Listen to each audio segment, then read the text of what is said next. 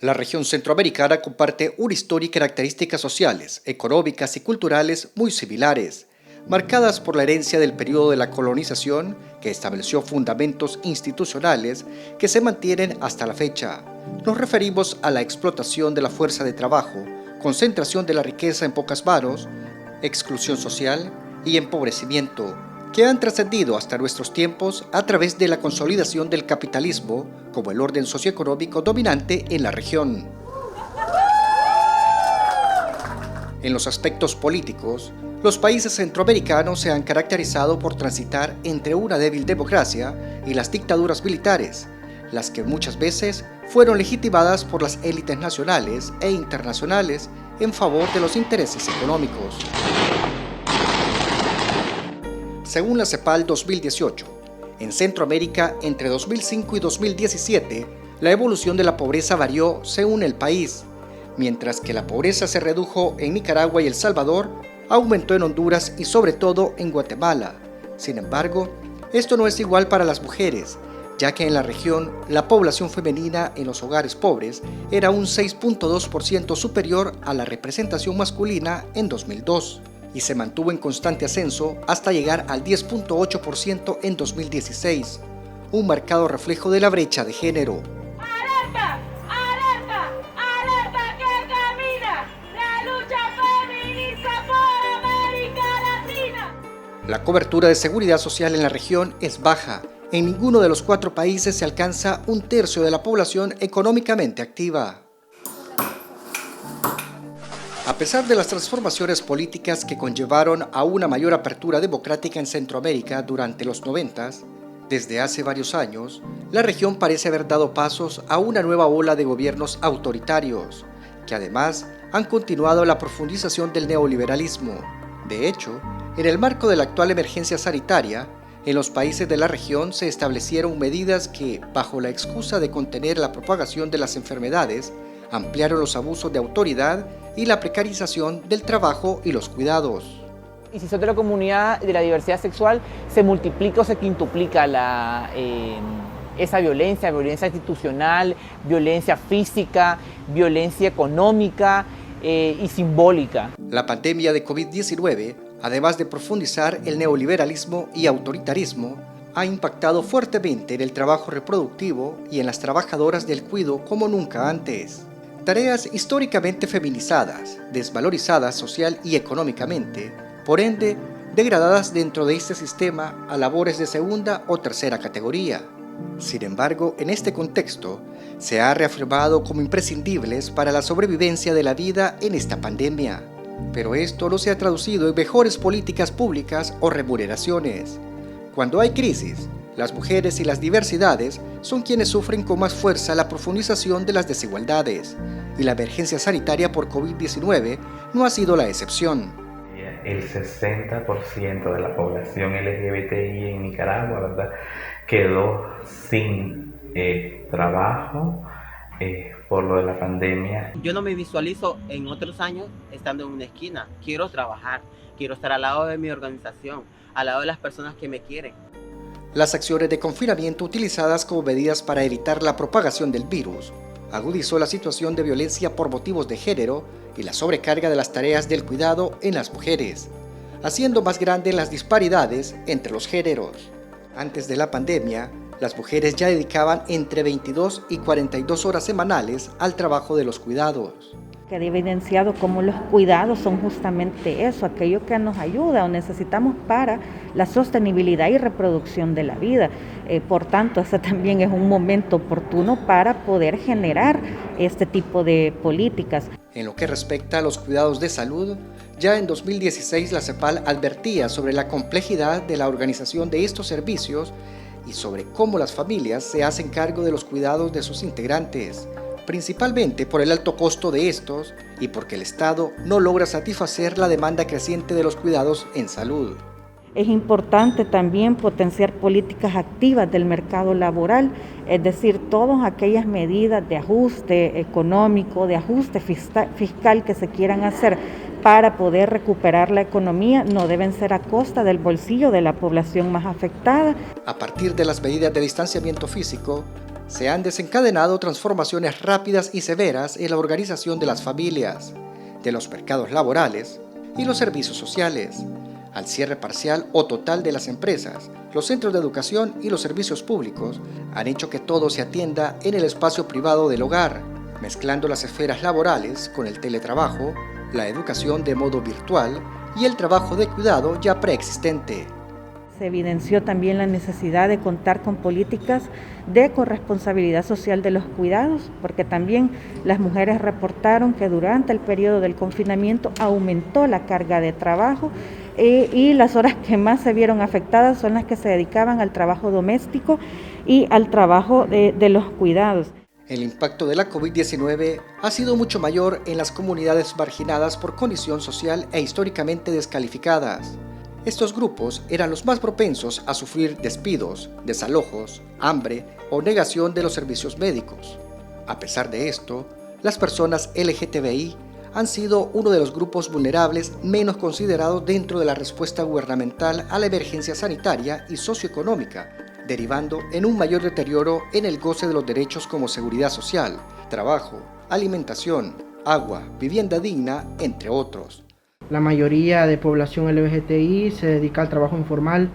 Son el sustento de su madre, de su padre, de sus hermanitos, y ahora pues no tienen esos ingresos. La situación de las personas LGTBI suelen estar marcadas por experiencias múltiples de abusos y privaciones a sus derechos, los cuales muchas veces inician desde el hogar, donde la intolerancia y la violencia pueden hacer que las personas LGTBI se vean obligadas a independizarse de sus familias y romper los lazos con ellas. Esta independencia forzada y temprana implica comúnmente una inserción laboral precaria, en trabajos irregulares, sin seguridad social, con ingresos bajos e inestables, además de una carencia de cuidados a los cuales no pueden acceder en todo su ciclo de vida. No nos dan trabajo formal, entonces tenemos que salir a trabajar a las calles, ¿verdad? Otras pues tenemos trabajos informales y pues a este momento pues no estamos trabajando y pues estamos en doble crisis. Una encuesta realizada por teléfono a 280 personas LGTBI en El Salvador reveló que 7 de cada 10 se encontraban en una situación de precariedad laboral. De las personas consultadas, se estableció que un 32% tenía empleo formal, otro 28% trabaja por cuenta propia, un 19% es empleado informal, un 15% está desempleado y un 6% trabaja sin recibir remuneración. Por la situación que estamos pasando ahorita, está bastante difícil conseguir dinero y alimentación, ¿verdad?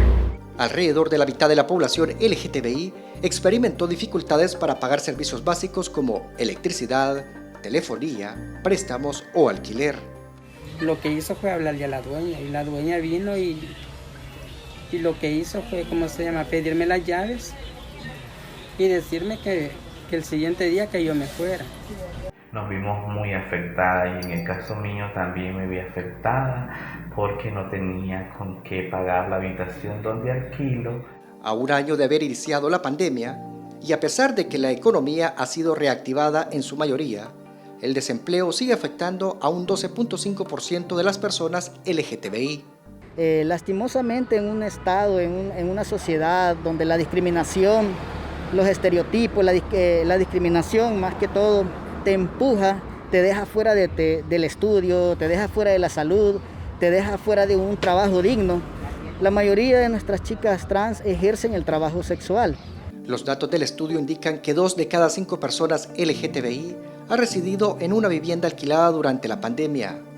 Un 15% tuvo que mudarse con su familia o amistad a raíz de la falta de ingresos. Un 17% sufrió desalojos o amenazas de desalojo durante esta pandemia. El 41% de las personas LGTBI ha sufrido violencia o discriminación por parte de sus familias. Y el 43% reportó que su vivienda actual no ha tenido condiciones básicas de residencia digna. Como me han traído arrocito, comer frijoles con arroz. Uno de los derechos más vulnerados en esta pandemia ha sido el de la salud. La mitad de la población LGTBI reportó haber tenido obstáculos para acceder a servicios médicos y medicamentos para enfermedades diferentes al COVID-19. Incluso para poder recibir a veces ayudas que vienen hay que estar suplicando a los policías que lo dejen salir a uno. Una de las afectaciones que tuvimos nosotros las mujeres trans como población es la falta de alimento en nuestras casas, en nuestros países. 28% de la población LGTBI ha sido víctima de discriminación y o violencia por parte de policías y militares. Solo el 13% aseguró haber recibido el subsidio de $300 que otorgó el gobierno durante la cuarentena domiciliar obligatoria. Luego de la reactivación socioeconómica, la mitad de la población LGTBI considera que sus condiciones de vida han empeorado en el último año. Y 3 de cada 4 consideran que las desigualdades económicas entre personas ricas y empobrecidas se han ampliado en el país. Respecto a las políticas públicas coordinadas desde lo regional, el 33% de la población LGTBI desconoce las acciones coordinadas que los países centroamericanos han impulsado para paliar los impactos de la pandemia de COVID-19. El 39% considera que no han realizado ningún tipo de acción coordinada. No existe un plan estratégico, no hay un plan o una planificación real para atender las necesidades. El estudio refleja que el problema que sufren las personas LGTBI es estructural y se ha profundizado con la pandemia. Por ello, los expertos recomiendan que los estados dispongan de los recursos básicos para minimizar las consecuencias de la crisis, incluyendo datos e indicadores sociales y económicos sobre la población LGTBI, los cuales en la actualidad no son generados por las instituciones públicas correspondientes. Los gobiernos deben aplicar un enfoque de diversidad en sus políticas para asegurar que la orientación sexual e identidad de género no sean motivos para dejar a nadie atrás. Los programas gubernamentales de empleabilidad y reducción de la pobreza, de salud, de vivienda digna, que ya existen, podrían fortalecerse con este enfoque. Es un arma que nos permite establecer los parámetros, las guías para poder determinar a partir de la búsqueda de evidencias cuáles son esas interseccionalidades que nos atraviesan como personas o ciudadanas o sujetos vulnerables. Implica un rompimiento con los paradigmas tradicionales con lo que hemos venido trabajando tanto a nivel científico como desde el activismo para poder determinar precisamente cuáles son las medidas que se deben cambiar para establecer una nueva visión del quehacer económico, político y social dentro de las sociedades en las que vivimos. Es imprescindible la aprobación de leyes que reconozcan la identidad de género de personas transgénero y transexuales, leyes antidiscriminación y el reconocimiento legal de las familias diversas que propicien crear condiciones para que la población de la diversidad sexogenérica sea menos vulnerable ante eventos de emergencia. No vamos a ser solamente nosotras como personas trans, hombres y mujeres trans, los beneficiados con una ley de identidad de género, sino también nuestras familias. Es para que las personas trans podamos acceder al circuito laboral, podamos acceder libre de estigma y discriminación con nuestro género autopercibido. Poder tener educación con dignidad y poder acceder a los sistemas de salud. El derecho a la igualdad es un derecho que nos niegan, el derecho a la protección jurídica, tanto el reconocimiento de la identidad de género como el reconocimiento civil de los matrimonios entre personas del mismo sexo también es otra circunstancia que no se ha regulado. Es imprescindible para estos países contar con planes de emergencia con una perspectiva interseccional y un enfoque de derechos humanos. Es una categoría de análisis, es un método para determinar cuáles son las múltiples discriminaciones o ejes de discriminación que sufren las personas que han sido consideradas en situaciones de vulnerabilidad. En Centroamérica se debe discutir de forma impostergable cambios en el modelo económico dominante de la región, ya que las políticas públicas neoliberales que agudizan la precarización del trabajo son insostenibles desde un punto de vista social, ético y político.